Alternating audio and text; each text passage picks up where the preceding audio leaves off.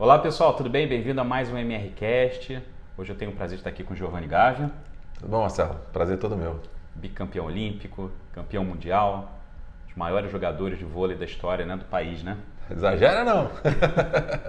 Também meu sócio hoje na People Plus, uma empresa de desenvolvimento e treinamento corporativo. A gente vai falar um pouquinho mais daqui a pouquinho, né? E esse é o primeiro MRCast 2023, nossa segunda temporada. Espero aí que você goste bastante aí do que a gente vai conversar hoje, né? Giovanni, indo direto aqui para o ponto, né? A gente vê que é o seguinte, algumas pesquisas trazem que 75% das pessoas ou elas gostam muito de esportes ou elas acompanham os esportes de alguma forma, né? E a pergunta é, como é que você hoje consegue espelhar o desempenho das pessoas no mundo profissional quando você olha, por exemplo, para os esportes, né? Como é que você consegue fazer essa junção e essas analogias? Bom, primeiro, né, prazer muito grande estar aqui com você e acho que são sempre oportunidades de compartilhar alguns conhecimentos, algumas ideias e acho que sempre muito válido, eu fico muito feliz. Eu acredito assim, o esporte tem um lado, vamos dizer assim, que ele cria nas pessoas um fascínio, né? Tanto acho que assim, pela plasticidade, se a gente for parar para pensar hoje, o esporte bem jogado, o esporte bonito que a gente vê na televisão, em Olimpíadas, em alto rendimento e tal, é ainda uma das melhores, vamos dizer assim, ações de entretenimento, onde as pessoas gostam, investem tempo, investem recursos para ir para um ginásio, para ir para uma Copa do Mundo, para ir para uma Olimpíada. E aquilo traz, assim, acho que uma inspiração, acho que importante nas pessoas, tanto de se imaginar fazendo aquilo, né? E aí tem um ponto que é de inspiração, mas também é um pouco de frustração, porque não é tão simples, a gente sabe, a gente joga golfe, a gente quer jogar igual o Tiger Woods, mas a gente não treina igual a ele. Então a primeira realidade é essa, quer dizer, a gente nunca vai chegar perto de um profissional porque a gente não se dedica àquilo. Mas eu acho que a proposta de muitas pessoas também não é essa. É de encontrar no esporte algumas sensações que são importantes para a vida dela. Vamos dizer assim, algumas emoções. Eu acho que as pessoas estão buscando no esporte essas questões de emoções, de sentimentos. Então, a sensação da vitória ela é boa, até da derrota às vezes ela é boa porque ela te dá Lições aprendidas, né? lições aprendidas, um chacoalhão, né? Eu acho que tem a questão hormonal, né? Que a gente sabe que a atividade física traz pra gente uma sensação de prazer, né? Então eu acho que essa talvez deveria ser o ponto principal para que as pessoas procurassem, né, uma atividade física regular, justamente porque se sente bem, né? Tem essas recompensas, vamos dizer assim. E o que eu percebo também melhora a performance profissional das pessoas, né? Então, pessoa saudável, forte, ela vai certamente performar mais numa empresa, em algum lugar. Eu sei que não é muito simples você fazer ali 8 horas de trabalho, mais deslocamento, essa coisa toda, e ainda chegar em casa e malhar e fazer uma atividade física, algo parecido com isso. Mas deveria ser parte, né, da rotina de muita gente, porque o resultado é muito importante. A gente tem visto, a gente tem estudado muito sobre isso e a gente está, quer dizer, a nossa geração a gente talvez tenha isso mais na veia. Os mais jovens hoje, que têm já, né, muito mais conectados, a questão das informações rápidas, que por um lado trazem informações muito positivas, porque ela está em contato direto com o ídolo dela, né? Ela sabe o que o cara faz, vive os bastidores de uma forma muito mais rica. Mas em compensação, né, isso também faz com que ela se dedique menos a atividades ao ar livre, né? Fica mais no celular, mais no computador. Então essa geração nova é um grande desafio nosso, fazer com que eles gostem de esporte, de atividade física. Então acho que esse são as nuances assim, né? Mas em linhas gerais eu me sinto muito orgulhoso, assim, muito feliz de ser um embaixador do esporte Porque acredito que realmente o esporte possa ser uma ferramenta de transformação muito ampla, né? Pode ser aliada à educação, pode ser uma forma de transformar a vida das pessoas em vários sentidos, né? E um pouquinho de tudo isso que eu falei. Então é entretenimento, é aprendizado, é saúde. Então assim, o esporte acaba assumindo na sociedade um papel de protagonista. Óbvio que em alguns países mais desenvolvidos, né, isso é mais, vamos dizer assim, genuíno. Aqui no Brasil a gente acaba, por exemplo, tendo alguns desafios maiores do que ir para o esporte, por exemplo, porque a educação ainda é um fator de desafio, né? Alimentação, moradia, saneamento, transporte, ou seja, tem várias prioridades que ficam na frente do esporte. Então, a minha percepção é que aos poucos, enquanto a nossa sociedade for evoluindo nesses temas, o esporte também vai crescendo, porque aí ele passa a ocupar mais espaço na população geral. Giovanni, tem uma coisa também interessante que a gente vê, né? Principalmente tem saído muitos artigos, né? A gente consegue ver muitos CEOs, né? Diretoria executiva, vice-presidente, né? No Brasil e fora do Brasil, que são praticamente atletas, né? Sim. Então você vê isso hoje acontecendo de uma forma muito, digamos assim, que nem você falou, muito genuína talvez, né? Eles têm visto que isso que é importante. Certamente a agenda deles também é uma coisa bem complexa, né? E difícil de se ver. Como é que você vê esse movimento, né? Por que esses executivos, né, também vêm e estão se tornando cada vez mais, digamos assim, atletas mesmo, para que possam, por exemplo, lidar com as empresas?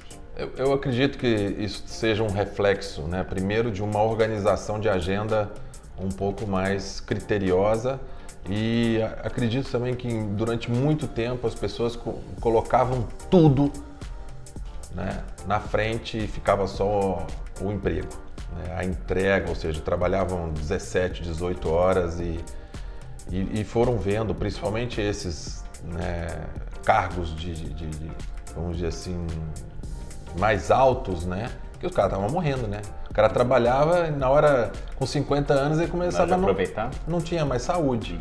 Eu acho que esses são fatores importantes que fizeram criar uma mudança de hábito e entender o seguinte: não, se eu não estiver bem, a empresa não vai estar bem né, e o que adianta eu ter dinheiro e não ter saúde? Algo parecido com isso. Mas acho também que tem a questão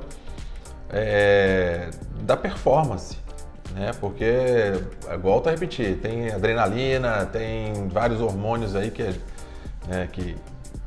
são liberados e o cara se torna mais produtivo, mais focado. Acho que passa também, é uma mudança de cultura também da empresa. Passa uma imagem, poxa, que se o meu líder é um cara que acredita que isso é importante, ele acaba, né, transformando a empresa toda.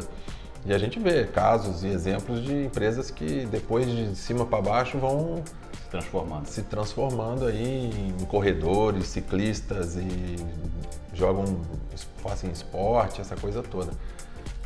Eu gosto dessa mudança, eu acho que ela é necessária, eu acho que isso faz parte de uma evolução, porque não dá para virar máquina, né? Os caras chegam uma hora e descobrem que a conta chega. E talvez a disciplina, né, que talvez se alcance no esporte, né, porque é um dos fatores preponderantes, né, disciplina, né, no esporte. Com certeza. Né? Eu acho que talvez isso eles tragam para dentro da empresa, né? Mas eu vejo, mas com certeza todos esses aspectos, eu diria mais inspiracionais, são muito fortes.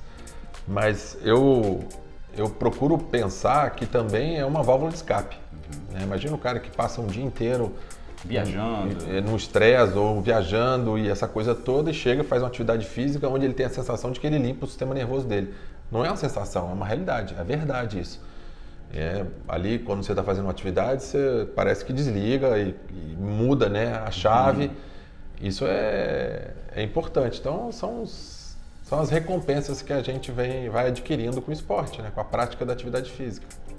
E, Giovanni, uma pergunta, né? Quais foram as habilidades que você desenvolveu para que você pudesse chegar como o melhor jogador do mundo em algum momento aí? Assim, a primeira fé, né? A crença, acreditar que eu podia, porque ninguém acreditava. Eu comecei a jogar em Juiz de Fora, minha cidade natal, e eu dizia que eu ia ser o melhor jogador de vôlei do mundo. Talvez só minha mãe e meu pai que tomaram, rezavam, não sei se eles acreditavam ou não.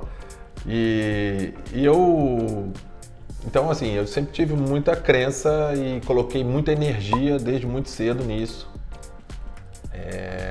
E sempre entendi o seguinte, o que eu tenho que fazer para chegar lá? Então, ao longo dessa caminhada, porque não nasci campeão do mundo, né? Assim, tinha alguns talentos natos importantes que me ajudaram, né? Principalmente físicos, eu diria que principalmente físicos, né? E depois a técnica, as habilidades foram conquistadas. Por quê? Porque talvez aí eu fosse um pouquinho mais resiliente, um pouquinho mais focado no que eu queria. Então eu abri mão de muita coisa, né?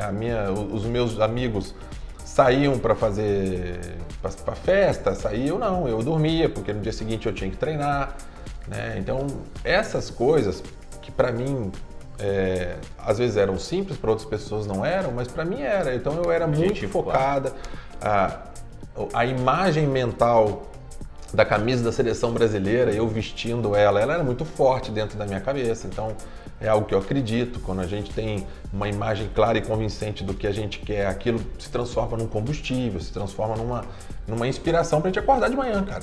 Porque, na verdade, o que aconteceu? Eu jogava vôlei o dia inteiro. Desde os meus 14 anos, eu estudava de manhã, à tarde era vôlei, em todos os níveis, porque, né, quando você está começando, não dá, mas depois, quando eu fui para São Paulo, e uma das coisas que eu acho que foram determinantes também. Eu me sinto privilegiado por ter tido bons professores. Então, desde a infância, né, com meu professor de judô, depois meu professor de educação física, que de alguma forma contribuiu para que eu tivesse um repertório motor melhor. Então, eu fiz basquete, futsal, atletismo, só não fiz natação, porque não fiz. Lutei judô, então tudo isso contribuiu muito para que depois, né, eu tivesse um pouco mais de facilidade, por exemplo, para suportar o treinamento, suportar a carga.